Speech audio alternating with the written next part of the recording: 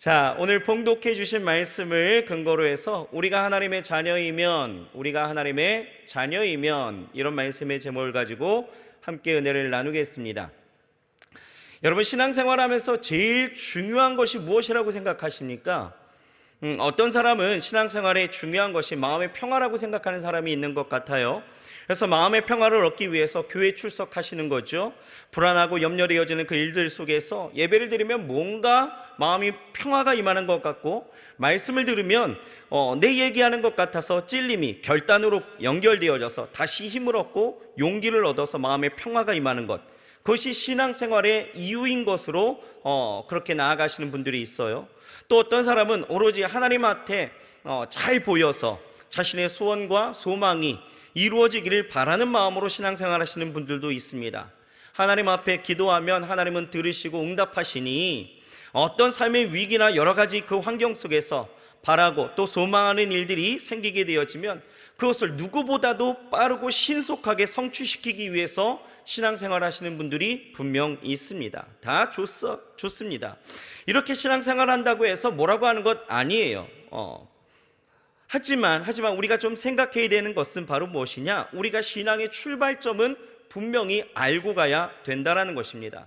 신앙의 출발점을 우리가 알지 못하면 우리가 첫 단추부터 잘못 채우는 것처럼 신앙생활을 다르게 오해해서 착각해서 신앙생활을 하다가 실패하고 낙심하고 또 그 안에서 쓰러지고 넘어지는 사람들이 얼마든지 있다라는 것이죠. 그래서 이 출발점을 알고 신앙생활이 충분히 변화되어지면서 우리가 그렇게 나아가는 것 중요하다라는 것이에요. 그러면 우리 신앙의 출발점 그리고 신앙생활 가운데서 가장 중요한 것은 무엇일까? 라고 생각한다면 여러분, 그것은 하나님의 은혜를 아는 것과 그리고 그 은혜로 완성된 자기의 정체성을 이루어가는 것, 이 두 가지가 중요하다라는 거예요. 뭐라고요? 하나님의 은혜를 아는 것이 중요한 거고요, 그리고 그 은혜로 완성된 자기의 정체성을 이루어가는 것이 신앙생활이다라는 거예요. 여러분, 우리가 은혜를 알게 되어지면요, 신앙생활이 굉장히 달라집니다. 사람들이 그래요. 하나님의 그 극진한 사랑을 알고 나를 향한 그 은혜를 알게 되면 어떻게 돼요? 더 이상 타성해졌는, 누가 시켜야 하는 신앙생활이 아니라 하나님을 향한 온전한 그 사랑과 그가 기뻐하시는 일들을 자원하게 되어지면서 신앙생활하게 되어지는 거죠. 그럼 봉사, 섬김, 헌신, 전도, 누가 하게 되어집니까? 선교 누가 하는 거예요? 그 은혜를 알고 깨닫고 하나님이 기뻐하신 일에 동역하고자 하는, 자원하는 심령이 할 수 있다라는 거죠. 질이 달라지는 거예요. 또 이 은혜를 알게 되어지면 하나님을 대하는 태도도 달라진다라는 거죠. 그래서 눈에 보이는 변화가 일어나게 되어지는데 그것이 무엇이냐? 바로 순서가 바뀐다라는 거예요. 신앙의 초보는요, 먼저 어떻습니까? 먼저 바라는 것이 1번입니다. 그리고 헌신을 하든 순종을 하든 doing이 나중에 나타나는 거예요. 예를 들면 이런 거죠. 하나님이 내게 이것 저것을 주시면 내가 뭐든지 해드릴게요. 마치 계약 조건을 걸어놓은 것처럼 하나님이 내 소원을 들어주시면 내가 순종하겠다라는 것입니다. 그런데요, 은혜를 알게 되어지면, 은혜를 알면 이 순서가 바뀌는 겁니다. 어떻게요? 하나님이 제게 그 은혜를 주셨기에 내가 그것을 깨달아 내가 주 앞에 순종하겠습니다. 여기 끝이에요. 여기까지. 이렇게 하면 그때부터는 하나님이 하시는 일, 어떻게 해요? 하나님은 하나님의 뜻과 방법과 시간과 생각을 통해서 그의 마음의 소망을 이루시는 겁니다. 이렇게 은혜를 아는 것이 굉장히 중요한데, 그런데 하나 더 중요한 것은요, 우리의 그 신앙생활은 은혜로 완성된 자기의 정체성이 있어야 된다는 것입니다. 다른 말로 하면 그리스도 안에 있는 나의 정체성을 이야기하는데요, 내가 거듭남으로 그리스도 안에서 죄에 대해서 죽고 그리스도와 함께 살게 되어지면 내 안에 새로운 정체성이 생기게 되어지는데 그것이 무엇이냐? 3가지가 생기는 거예요. 첫 번째는 무엇입니까? 아들이에요. 아들. 두 번째는 신부입니다. 그리고 세 번째는 그리스도의 몸이에요. 이 3가지의 정체성을 이루면서 가는 것이 우리 신앙생활인 거예요. 첫 번째가 뭐라고요? 아들. 두 번째는 신부. 세 번째는 그리스도의 몸이라는 거예요. 자, 우리가 거듭나면 아들의 정체성을 갖게 되어지는데, 이 아들의 정체성은 내가 뭘 해야 되는 것이 아니에요. 죄의 종노릇하던 내가 그리스도를 믿어서 거듭나면 하나님의 자녀로 다시 태어나면서 하나님이 나를 자녀로 부르시는 것입니다. 그러면서 나는 하나님을 아빠, 아버지로 부르게 되는 거죠. 이것을 깨닫게 되어지면, 내가 그것을 믿게 되어지면 우리는 하나님과 이제 친밀함을 누리는 신부의 정체성으로 나아갈 수가 있게 되어지는 거예요.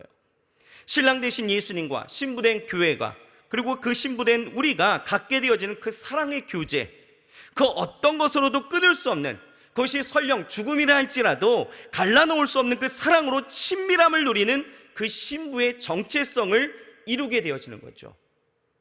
그리고 하나님과 그 친밀한 관계가 되어지면 그분의 음성을 들을 수 있기에 하나님이 내 삶에 원하시는 것이 무엇인지를 알게 되고, 그래서 나는 그리스도의 몸의 일부로서 자신의 사명을 깨닫게 되는데, 그리스도의 몸으로서의 그때부터 우리는 정체성을 갖게 되어지는 거예요.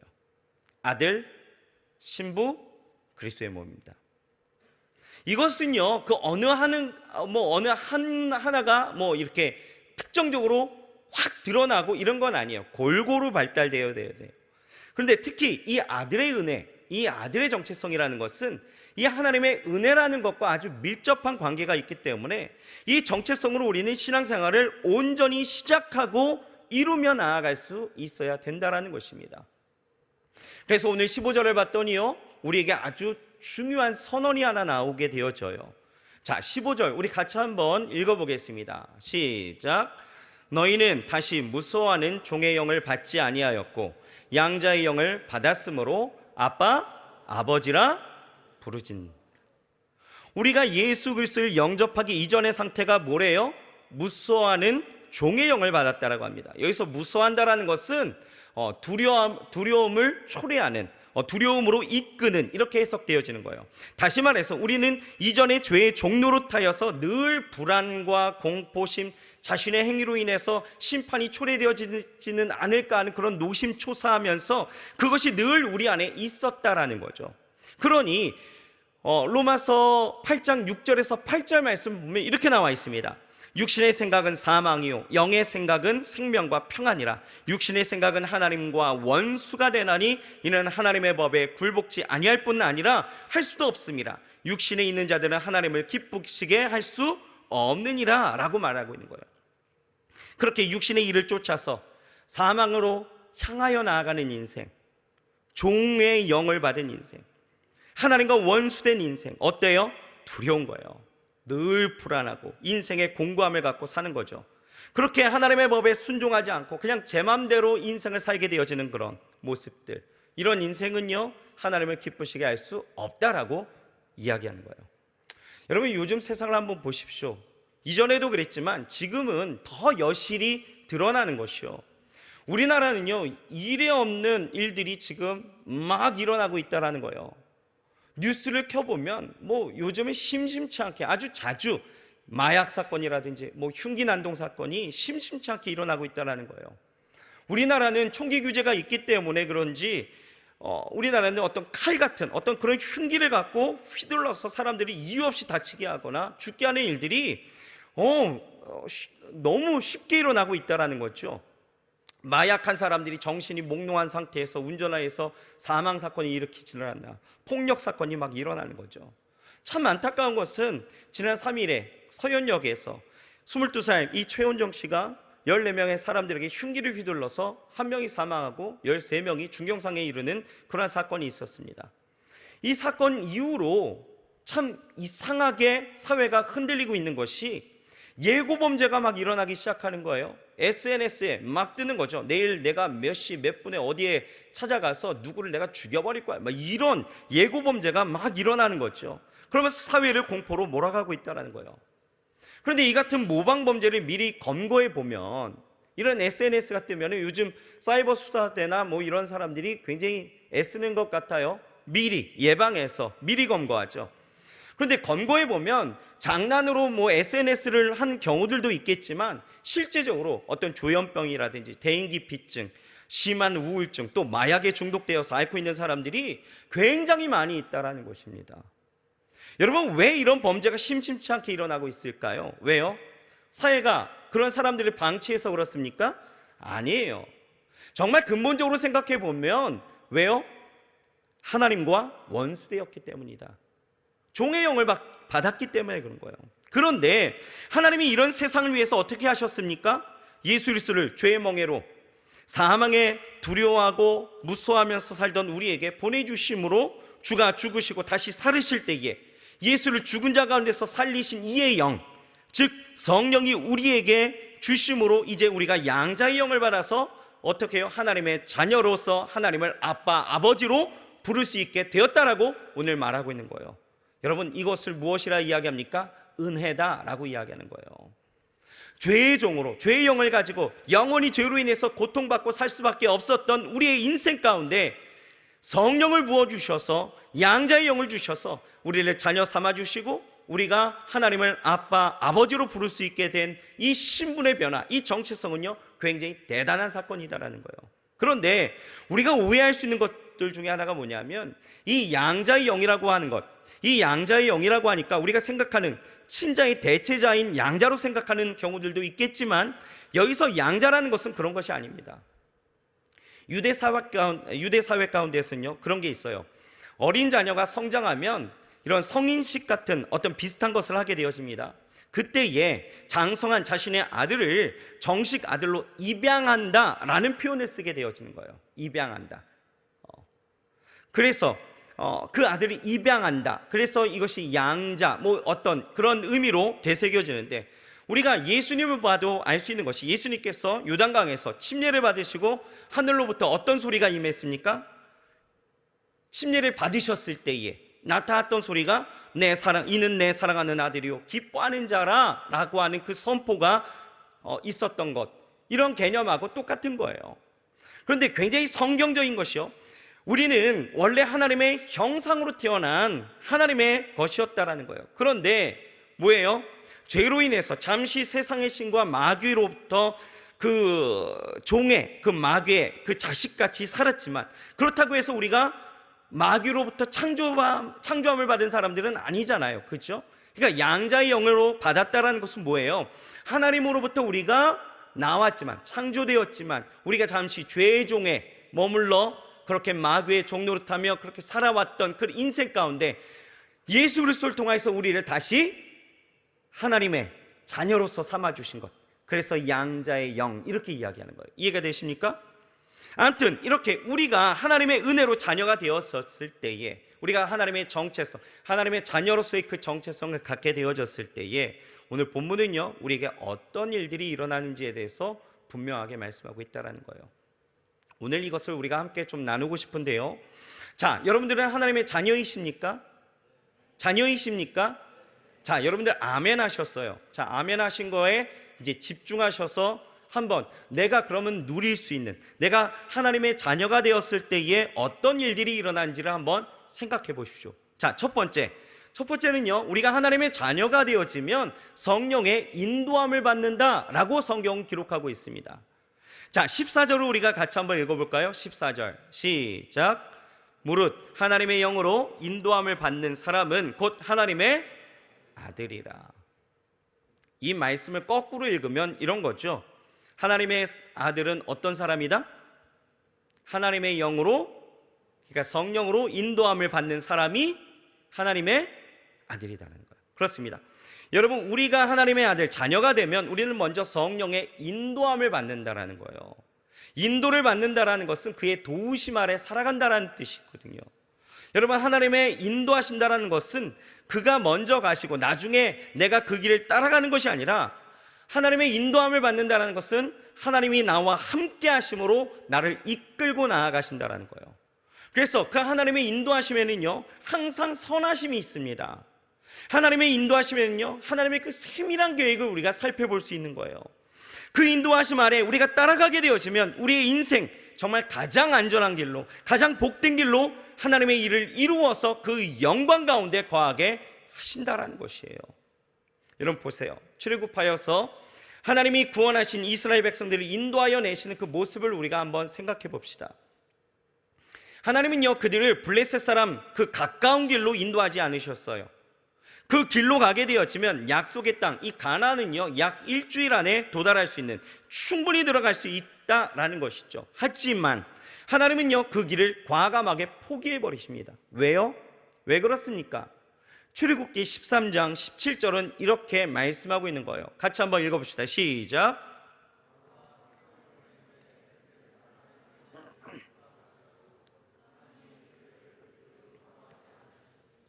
이는 하나님이 말씀하시기를 이 백성이 전쟁을 보면 뉘쳐 애굽으로 돌아갈까 하셨습니다. 여러분, 하나님은요, 구원받은 이스라엘 백성들이 전쟁의 그 위험 가운데 다시 애굽으로 돌아갈까 봐, 그러면 하나님의 그 구원 프로젝트가 이깟 그 전쟁 하나만으로, 전쟁으로 인해서 멈춰질 수 있으니 그러면 안 되기에 그 위험을 피하게 하셨다라는 거, 그렇게 인도하셨다라는 거예요. 그러면서 인도하시는 하나님을 경험하게 했다라는 거죠. 그래서 하나님은요, 그들을 어디로 이끌어 가셨어요? 광야로 이끌어 가셨다는 거예요. 광야, 아무것도 없는, 하지만 밤의 추위야 낮의 뜨거움, 온갖 그 맹독의 짐승이 있는 그곳으로 인도하셨다는 거예요. 이상하지 않아요? 그럼 말이 안 되는 거 아닙니까? 더 큰 위험이 있는 거잖아요. 하지만 보세요, 하나님은요, 이 광야라는 특별한 장소에서 특별한 계획을 가지고 계셨던 것이 이스라엘에게 하나님의 그 선하심과 자비하심, 그리고 그들을 이끌어낸 전능하신 하나님과의 그 친밀한 교제를 나누길 원하셨다라는 거예요. 어디에서? 그 특별한 장소 광야에서. 그 친밀함을 갖게 하는데 방해되는 것에 하나님은 또 어떻게 일하셨습니까? 밤에는 불기둥으로, 낮에는 구름기둥으로 안전하게 보호하셨다라는 거예요. 그들을 먹이시고 입히시고 마시우시고 또 거하게 하시면서 그들의 상함을 허락지 아니하셨다라는 거예요. 여러분, 신명기 29장 5절은요, 대단히 아주 충격적인 말씀이 적혀 있어요. 같이 한번 읽어봅시다. 시작. 주께서 너희를 인도하여 광야를 통행케 하셨거니와 너희 몸에 옷이 낡지 아니하였고 너희의 발에 신이 헤어지지 아니하였으며. 40년입니다. 40년간 그 어떤 것도 헤어지거나 낡음이 없었다는 거예요. 보호하셨다는 거죠. 여러분, 놀랍지 않습니까? 하나님은 이렇게 인도하신다라는 거예요. 누구에게?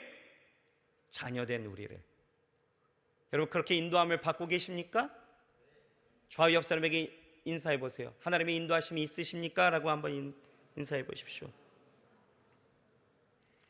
여러분, 다윗은요, 시편 23편에 이렇게 고백하고 있습니다. 3절에서 4절에 그가 나를 푸른 풀밭에 누이시며 쉴 만한 물가로 인도하시는도다. 내 영혼을 소생시키시고 자기 이름을 위하여 의의 길로 인도하시는도다. 보세요, 하나님의 인도하심은요, 분명히 선하심이 들어가 있는 거예요. 믿으십니까? 하나님의 인도하심에는요, 하나님의 세심한 아주 정확한 계획이 들어가 있는 것입니다. 믿으십니까? 그 인도하심 아래 따라가게 되어지면 우리의 인생을 가장 안전한 길로, 가장 복된 길로 하나님의 의를 이루어 그 생명 가운데, 그 영광 가운데 거하게 하신다라는 거예요.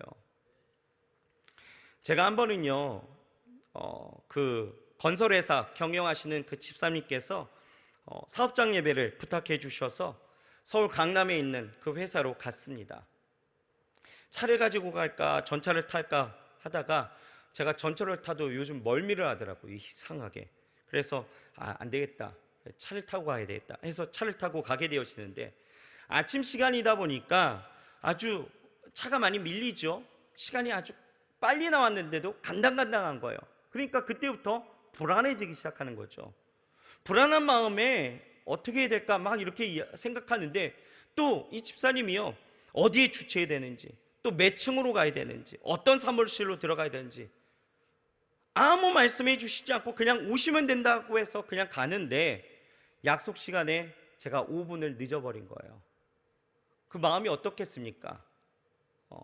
기다리는 사람도 기다리는 사람이지만 저는요, 속이 타기 시작하는 거예요. 너무 불안하고 이게 어떻게 될지 모르겠는 거죠. 그래서 불안한 마음으로 회사 입구로 이렇게 차를 갖고 들어가는데, 제가 불안한 마음이 바로 사라졌던 것은요, 제 차가 도착하니까요, 어느 분이 목사님이시죠? 이러는 거예요. 그러면서 다른 분에게 발레 파킹을 부탁하시더라고요. 그래서 제가 그냥 내렸습니다. 그래서 그분이 인도해 주시는 대로 그냥 따라가니까요, 예배 장소가 나오는 거예요. 그제서야 마음이 안정되는 거죠. 어떻게 어디로 가야 할지 몰랐던 제가 그분이 인도해 주시는 대로 그냥 가니까 잘 도착할 수 있었고 예배도 잘 드릴 수 있었다라는 거예요. 편안한 마음으로 예배를 인도할 수 있었습니다. 여러분, 인생을 지혜롭게 사는 비결은요, 다른 것 아닙니다. 인생에 대해서 훤히 아시는 분의 인도와 도움을 받으면 된다라는 거예요. 여러분, 인생에 걱정과 근심이 굉장히 많으시죠? 불안하시죠? 여러분, 여러분들의 삶 가운데에서 여러분들의 삶을 아시는 그분의 인도를, 그리고 그분의 도움을 받으면 되는 거예요. 그런데 안타까운 것은요, 사람 중에는요, 인생을 훤히 아는 사람이 아무도 없습니다. 요즘 유튜브를 보거나 뭐 서점을 가서 보게 되어지면 뭐 인생의 문제나 인생의 어떤 길라잡이에 대해서 이렇게 알아 저렇게 알아 뭐 비법들이 뭐 질비하지만, 누구도 먼저 살아보았고 또 지금 그렇게 경험하면서 살아갔던 사람이 없기에, 또 그 자신의 경험, 또 이론, 상식, 이것은 진리가 아니기 때문에 인생은요, 늘 불안할 수밖에 없다라는 거예요. 그랬어요. 하나님은 어떻게 하셨어요? 우리를 인도하신대요. 그러면서 우리에게 주신 것이 무엇입니까? 우리에게 주신 선물이 있어요. 무엇입니까? 바로 첫째는 인생의 매뉴얼과 같은 성경을 주셨다라는 거예요. 여러분, 어떤 문제가 생겼어요? 그 답을 어디서 찾아야 될까요? 성경에서 찾으시면 됩니다. 분명히 나옵니다. 여러분들의 인생이 가지각색이라 그 어떤 것에 여러분, 이런 문제도 나올까? 아니요, 다 나옵니다. 다 나와요. 궁금하십니까? 읽어보십시오. 그리고 그것도 부족하니까요, 하나님은 어떻게 하셔요? 하나님이 친히 영으로 우리에게 오셔서 우리를 인도해 주시고 우리를 도와주신다는 거예요. 그러니 여러분, 말씀 가운데 거하고 성령의 그 인도함을 받는 그런 인생이 하나님이 보실 때는 가장 지혜롭고 아름다운 인생이고요, 하나님 앞에서 성공적인 인생인 것입니다. 보세요. 사무엘 때에요, 이스라엘은요, 태평성대를 누렸습니다. 그 전까지만 해도 이 블레셋이라는 나라에 굉장히 수차례 공격을 받게 되어지고, 이 백성들은요, 나날이 고달픈 인생을 살았다라는 거예요. 그런데요, 사무엘이 통치하면서 완전히 달라졌죠. 태평성대를 누렸습니다. 비결이 어디에 있었을까? 사무엘상 7장 31절에 봤더니 이렇게 나와 있더라고요. 같이 한번 읽어볼까요? 7장 13절입니다. 시작. 이에 블레셋 사람들이 굴복하여 다시는 이스라엘 지역 안에 들어오지 못하였으며, 여호와의 손이 사무엘이 사는 날 동안에 블레셋 사람을, 뭐가요? 여호와의 손이. 여기서 여호와의 손이라고 이야기하는 것은 성령, 하나님의 손을 이야기하고 있다는 거예요. 성령께서 사무엘이 사는 날 동안 블레셋을 막아주었다는 거죠. 성령님은요, 믿는 우리와 함께 하십니다. 우리의 연약함을 도와주시길 원하신다라는 거예요. 그렇다면 우리는 성령의 도움을 받기 위해서 우리는 무엇을 해야 될까? 무엇을 해야 되겠습니까? 가장 먼저는 자녀의 정체성을 가져야 되겠죠. 자녀가 되는 것입니다. 그리고요, 우리가 해야 될 것이 있어요. 뭐예요? 기도해야 합니다. 누가복음 11장 13절을 보면 이렇게 나와 있거든요. 너희가 악할지라도 좋은 것을 자식에게 줄 알거든 하물며 너희 하늘 아버지께서 구하는 자에게 성령을 주시지 않겠느냐 하시니라. 아멘이신가요? 하나님은요, 구하는 자에게 무엇을 주셔요? 성령을 주시는 거예요. 자녀된 우리에게 성령이 오셔서 인도하시고 도우시면 우리의 인생은 충분히 행복할 수 있는 것입니다. 여러분, 자녀의 정체성을 가지십시오. 아멘. 자녀가 되면 성령이 여러분들을 인도하실 거예요. 여러분, 그것을 날마다 경험하면서 나아가시길 주의 이름으로 축원합니다. 두 번째는요, 우리가 자녀가 되어지면 우리는 하나님께 기도할 수 있는 거예요. 자, 15절을 봤더니요, 우리가요, 양자의 영을 받았다라고 합니다. 양자의 영을 받은 우리는 하나님을 뭐라고 부를 수 있어요? 아빠, 아버지라고 부를 수 있는 거예요. 하나님을 아빠라고 부를 수 있는 것은 하나님과의 친밀감을 이야기하는 거예요. 또 부르짖었다라는 것은요, 간절하게 도움을 구한다라는 거죠. 기도할 수 있다라는 거예요. 그러니까 양자의 영을 받은 자녀들은 어떤 사람들? 기도할 수 있는 사람들이죠. 기도할 수 있다라는 거예요. 기도를 받으신다는 거예요. 그런데 어떻게 해요? 오늘 본문을 보게 되어지면 아빠, 아버지라 부르짖느니라 라고 표현되어져 있는데, 이 말은 그냥 아이가 일반적으로 아빠라고 부르는 것은 아니에요. 이 상황은요, 아빠라고 하는 이 단어는요, 아주 다급한 상황에서 아빠라고 크게 급하게 부르는 것처럼 그렇게 하나님을 부른다라는 것입니다. 여러분, 우리가요 기도할 때 어떻게 해요? 아버지라고 고백하는 것처럼, 그렇게 부르짖는 것처럼 우리의 삶의 환경 가운데에서 나의 소리를 들으시는 그 아빠, 아버지에게 아빠 하고 소리 지를 수 있는 그 혜택, 그 특권을 자녀된 자가 받았다는 거죠. 여러분, 그래서 그리스도인은요, 어린아이가 성품이 좋은 아빠에게 무엇을 요구하는 것처럼 그렇게 기도할 수 있어야 된다는 거예요. 다 들어주실 수 있는, 다 들어주시는 그 아빠, 아빠인 그 아버지에게 기도할 수 있어야 됩니다. 저희 집 앞에는요 717 편의점이 있습니다. 얼마 전까지만 해도 에노이가 군대 가기 전까지만 해도 제가 퇴근을 하면서 가끔 아내와 이 통화를 하다가 오늘 아빠 찬스 있으니까 나오세요 이렇게 이야기를 해요. 그러면 아내랑 에녹이랑 에스더가 편의점으로 오는 거죠.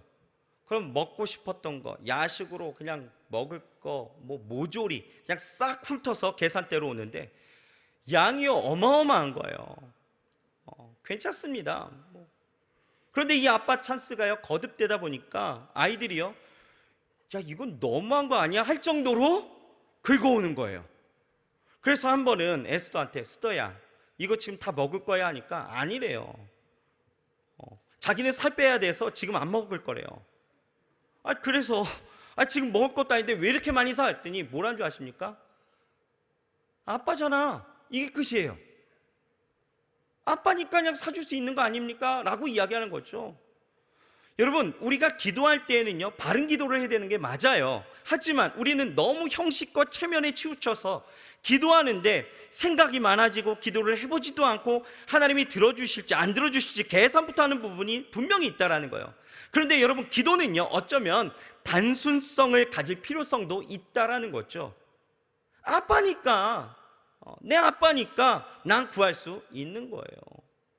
여러분, 자녀된 그리스도인에게는, 자녀된 자들에게는 분명 아빠 찬스가 있다라는 거죠. 하나님이 아빠 대신이 가능한 겁니다. 불가능이 없는 거예요. 그래서 저는요 아빠 찬스를 제법 많이 쓰는 편입니다. 이번 진부 선교를 할 때에도 이 대청 선교의 첫 시작이었잖아요. 그런데 다 아시겠지만 선교 전부터 비가 내리기 시작하는 거예요. 비가 엄청 오기 시작했죠. 그래서 기도했습니다. 아빠, 비 좀 이랬습니다. 이게 끝이에요. 그런데 정말 진부 선교나 또 대전 고성 선교 때 월요일 화요일에는요 비가 오고 출발하는 수요일부터는 비가 멈췄다라는 거예요. 또 이 고성 선교를 하면서도요 또 아빠 찬스를 썼습니다.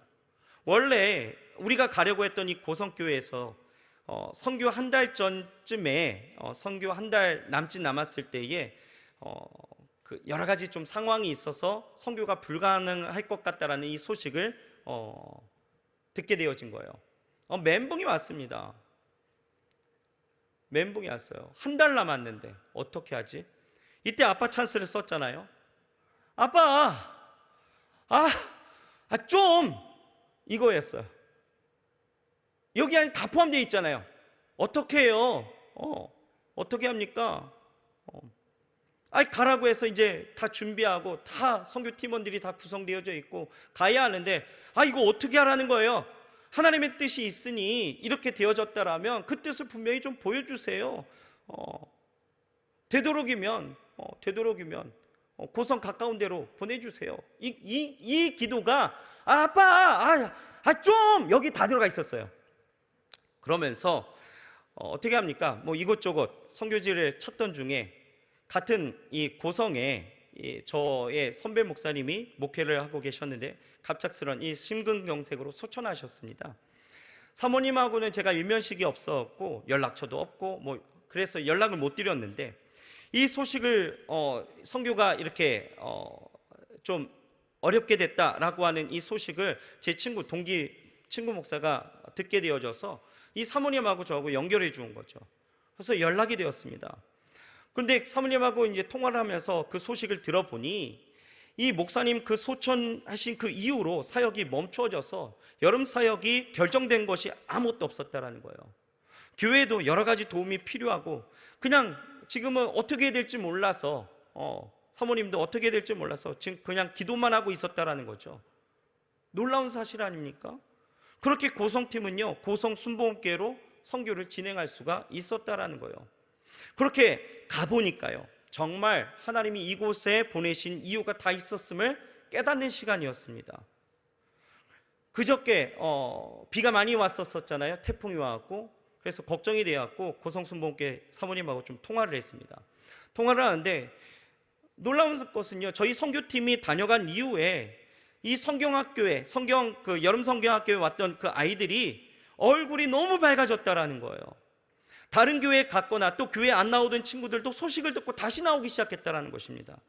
그러면서 점차 교회가 다시 회복되어지고 있다라는 그 소식을 저에게 전해 주었는데, 하나님이 이래서 이랬구나. 아빠 찬스가 통한 거죠. 너무 감사한 거예요.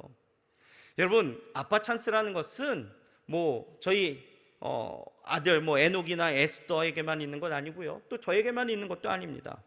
자녀된 여러분들에게, 하나님을 아빠라 부르는 여러분들에게도 아빠 찬스는 언제든지 열려 있다라는 거예요.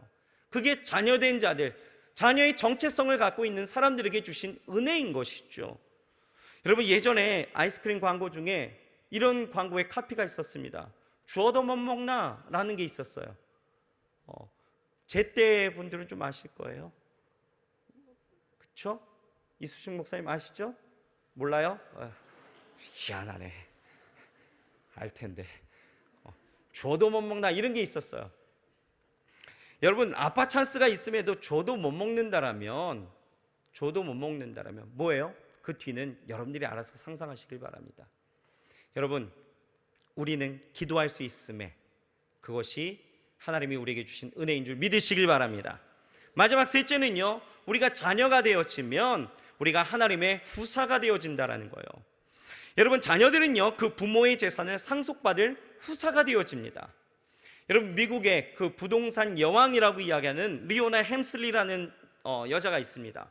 이 사람이 유명한 것은 물론 뭐 부동산 여왕이기 때문이기도 하지만, 이 사람이 죽을 때에 반려견에게 1200만 달러의 유산을 물려줬다라는 빅뉴스가 있었어요. 1200만 달러 하면 현재 시세로 하면 얼마 정도 됩니까? 여러분, 달러 사용 안 하니까 모르시죠? 그렇죠? 한 뭐 140억, 150억 정도 되는 거예요. 그런데 아이러니하게도 이분의 남동생이 있었고 또 손자가 2명이 있었는데 그들에게는 각각 1000만 달러씩 상속했다라는 거예요. 그러니까 보세요, 개가 사람보다 훨씬 더 많은 유산을 받은 거예요. 그렇지 않습니까? 여러분, 이 뉴스를 들어보니까 여러분 어떠십니까? 부러우신가요? 개가 부럽습니까? 사람이 부럽습니까? 개도 유산을 받는데 우리 부모님은 나에게 무엇을 남겨주실까? 뭐 이런 거 생각하십니까? 여러분, 부러워하지 마시길 바랍니다. 혹시 부모님이 여러분들에게 물려줄 것이 없고 빚만 물려준다 해도 여러분 너무 마음에 어려움 갖지 마세요. 왜 그런지 아십니까? 우리가 하나님의 자녀로서 받을 이 상속의 것들은요, 이 세상의 것과 절대 비교할 수 없는 것이다 라는 것이에요. 제가요, 설교를 준비하면서 제가 평소에도 뭐 부모님의 유산에 대해서 전혀 생각해 본 일이 없었거든요. 근데 설교를 준비하면서 한번 계산해 봤습니다. 그냥 대략 저희 부모님이 집 한 채를 갖고 계시는데 빚은 없으십니다. 그러니까 집값이 뭐 예를 들어서 한 3억이다 라고 생각한다면, 제가 형제거든요. 그러니까 요즘은 반반씩 주더라고요. 법률상 봤더니 반반하면 제 몫이 1.5가 오는 거예요. 와, 크다. 저에게는 굉장히 큰 돈이 있죠. 뭐 평소에도 제가 돈 돈 걱정 때문에, 돈 때문에 걱정하거나 뭐 계산하는 편은 아니어서 잘 모르겠지만, 아무튼 억이라고 한다면 큰 돈이 있지만, 여러분 이게 크다면 큰 돈이겠지만 어떻게 생각하면 또 1억이라는 것, 이 억이라는 것이 그렇게 큰 돈은 또 아니더라고요. 왜냐하면 제가 찾아봤습니다. 미국 경제 전문지인 이 포브스가 2023년도에 세계 갑부 순위를 매겼는데요, 1위가요, 여러분들 혹시 들어보셨습니까? 디올, 루이비통, 똥 아시죠? 똥 중에 가장 비싼 똥, 뭐 태그호이어, 뭐 이런 명품으로 유명한 LVMH 그룹의 베르나르 아르노라는 그 분이 계시대요. 이분의 재산이요, 하나로 했더니 약 240조랍니다. 240조. 어마어마하죠. 240조. 평생 쓰고도 뭐 이거 어떻게 설명이 안 되는 거예요. 240조. 근데 생각해 보세요. 그러면 이 사람의 상속자는 어떨까? 제가 1.5 받는 거는요, 이건 아무것도 아닌 거예요. 어마어마하지 않습니까? 여러분들 부모님이 뭐 여러분들에게 빚만 남겨준다고 해서 여러분들 속상하십니까? 여러분 그러지 마세요. 감사한 것이 있어요. 하나님은요, 우리를 자녀 삼아 주셨댔잖아요. 그렇죠? 자녀 삼아 주시면서 우리를 그리스도와 함께 후사로, 상속자로 삼아 주셨다라고 오늘 성경은 기록하고 있는 거예요. 자, 17절 여러분들에게 아주 희망적인 말씀일 거예요. 자, 17절 같이 한번 읽어볼까요? 시작.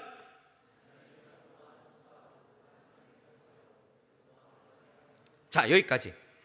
하나님의 자녀인 우리는 하나님의 후사, 상속자이니 잘 생각해 보세요. 우리는 엄청난 신분의 사람들이다라는 거예요. 여러분 어깨 뽕 하셔도 됩니다. 이런 거는요. 왜요?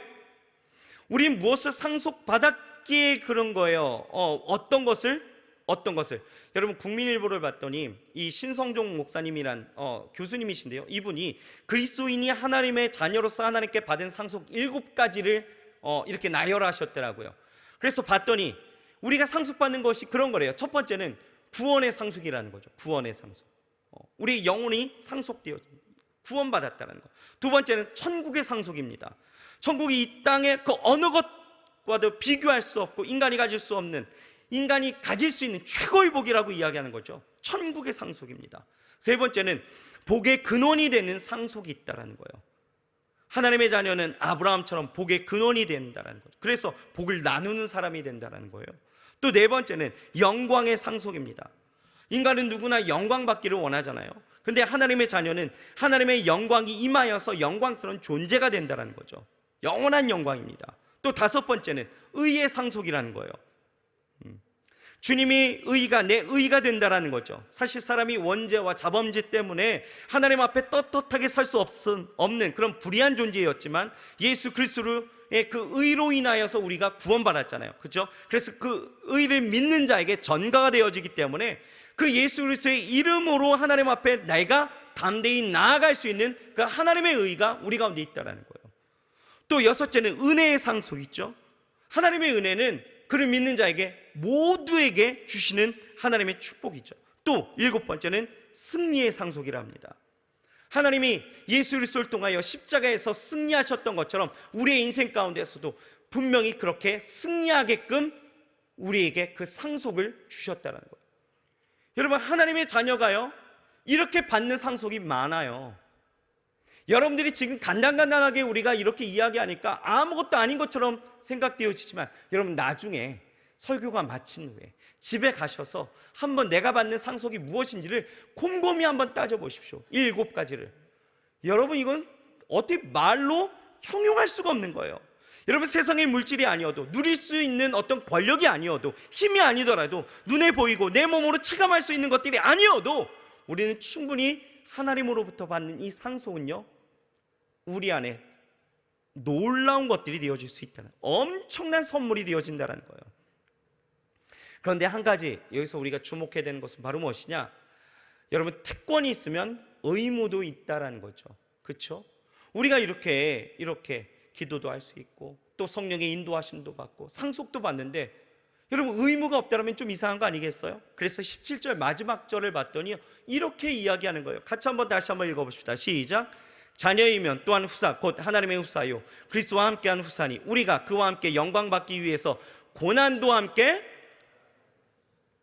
여기서 여러분 우리가 무너지더라고요. 여기서 하나님의 자녀인 우리가 하나님의 상속자인데 그리스도와 함께 영광을 받기 위해서 모두 받아야 되느냐? 고난도 함께 받아야 된다는 거예요. 여러분, 사람들이요 고난을 참 받는 것을 싫어하죠. 눈물 나고 힘겹고 견딜 수 없고 힘에 겨운 고난을 좋아할 사람이 누가 있습니까? 당연한 거겠죠. 하지만 여기서 말하는 고난은요 좀 다른 의미다라는 거예요. 여기서 말하는 고난은요 하나님을 위한 고난이다라는 거예요. 다시 말해서 믿음으로 살기 위해서 세상 것들을 포기해야만 하고 그리스도의 복음을 위해서 절제하고 희생해야 하며, 좀 아까 우리 찬양했잖아요. 예수를 위해서 내가 어떻게 해요? 처절하게 몸부림치면서 나아가야 되는 그런 아픔과 그런 희생, 그 절제, 주의 나라를 이루기 위해서 그 거룩히 살아가야 돼. 내가 그 통치를 받기 위해서 당하게 되어진 그 고난을 함께 받을 때에 영광이 주어진다는 거예요. 그런데 그 영광을 여러분 우리는 어떻게 합니까? 포기해버린다는 거예요. 포기합니다. 왜요? 고난이 있기 때문에. 여러분, 너무나 이거 어리석은 일 아니겠습니까? 고난이 싫어서 영광을 포기하고 버리는 일이 있다는 것. 우리는 그래요. 그래서 어떻게 하든 세상과 하나님의 나라의 그 상속 두 가지를 다 가지려고 합니다. 그래서 두 가지를 다 가지려고 하다 보니 삶이 양방향이 되어버리는 거죠. 타협합니다. 합리화시켜버리는 거예요. 그래서 고난은 고난대로 피하고 싶은 거고요, 영광은 영광대로 얻으려고 하는 이런 불안당의 모습들로 우리가 살아갈 때가 많이 있다는 거예요. 여러분, 중국의 고사성어 중에 엎질러진 물은 담을 수가 없다, 여러분 들어보셨죠? 엎질러진 물은 담을 수가 없습니다. 이 말의 배경이 있는데요, 주나라의 재상이었던 이 강태공 들어보셨죠? 이 강태공은요 재상으로 발탁되기 이전에 아무 일도 하지 않고 창만 파고 그냥 낚시만 했던 이런 무능한 남편이었습니다. 한가한 시간에는 강에 나가고 낚시하면서요 그렇게 살아가는데, 웃긴 건 뭔지 아십니까? 낚시하는데 낚싯바늘이 없는 거예요. 그냥 물에만 담가 놓는 거예요. 그래서 왜 그러냐 그랬더니 자기는 세월을 낚는데요. 그러니 여러분, 집안 꼴이겠습니까? 집안 형편은요 그냥 말할 것도 없는 거죠. 강태공의 이 부인이요 집안 살림을 꾸려가는 건데 더 이상 참을 수 없는 지경에 이르게 되어지니까 그 아내가요 남편을 버리고 도망가 버립니다. 그러던 어느 날 이 강태공이요 그 자신의 지혜, 그 모든 것을 통해서 어떤 공력을 쌓게 되어지고 재상으로 등용하게 되어집니다. 많은 공을 세워서 재상이 되어지는 거예요. 제후가 되어지면서 이제 부임 안에 그 행차 가운데 있을 때에 이게 웬일입니까? 떠나갔던 그 자기 아내가 온 거예요. 와서 그 무릎 앞에 머리를 조아리면서 다시 부인으로 받아줄 것을 요청하는 거죠. 이 모습을 봤던 이 강태공 뭐라고 이야기한 줄 아십니까? 그릇에 담긴 물을 땅에 쏟아버리면서 한 말이 바로 그거예요. 엎질러진 물은 다시 주워 담을 수 없다라고 하면서 그 아내를 과감하게 버렸다라는 거죠. 사실 이 강태공의 그 행위도 사실은 못 인정하겠지만, 여러분, 고난을 끝까지 함께하지 않았던 부인도 영광을 기대해서는 안 된다라는 것을 우리에게 지금 이야기하고 있다라는 거예요.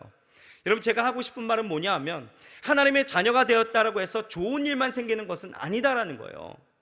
고난도 반드시 있다라는 거예요. 그런데 그 고난이 싫어서 상속을 포기한다라면 여러분, 이것은 얼마나 어리석은 일일까? 고난이 싫어서 하나님의 아들로서의 정체성을 버려버리고 살아간다라면 이게 얼마나 어리석은 일이 되어질까?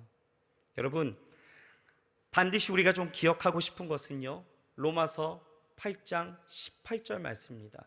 이 말씀 마지막으로 우리가 같이 읽고 우리가 말씀을 마칠 거예요. 같이 한번 읽어볼까요? 시작. 생각컨대 현재의 고난은 장차 우리에게 나타날 영광과 좋게 비교할 수 없도다. 여러분, 힘드신가요? 어려우십니까? 여러분, 우리에게 나타날 그 영광을 좀 생각해 보세요. 지금 나에게 없는 것에 주목하지 마시고요, 내가 장차 받을 그 상속되어질, 그리고 지금 현재 이루어지는 그 하나님의 인도하심과 하나님이 내 기도에 들으심과 그리고 내게 상속해 주실 그 모든 것들을 좀 생각해 보라는 거예요. 생각해 보고 좀 행동하십시오. 생각하면 여러분, 우리는 좋게 이 상황 가운데에서도 능히 이길 수 있는 힘이 생기게 되어질 줄 믿습니다. 자녀로서의 정체성 절대로 잊어버리지 마시고 항상 자녀로서 온전히 살아나아갈 수 있는 저와 여러분들이 되어야 할 줄 믿습니다. 기도하겠습니다. 하나님 감사합니다. 우리를 자녀 삼아 주셨습니다. 내가 무엇을 해서가 아니라 하나님이 나를 부르셨기에 종의 영에서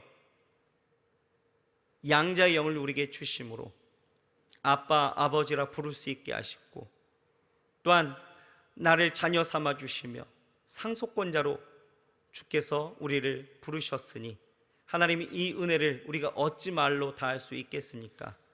하나님 이 은혜를 우리에게 주셨음에 우리가 세상에 다가오는 여러 가지 고난으로 인하여 하나님 이것을 포기할 수 있겠습니까? 하나님 자녀의 정체성 절대로 잃어버리지 않게 하시고 온전히 하나님의 주신 이 은혜대로 우리가 온전히 살아낼 수 있도록 주여 역사하여 주시옵소서.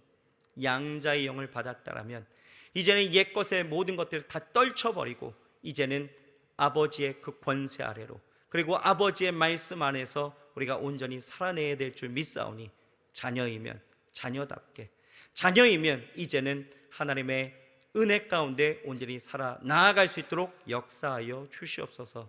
예수님의 이름으로 감사하며 간절히 기도드렸사옵나이다. 아멘.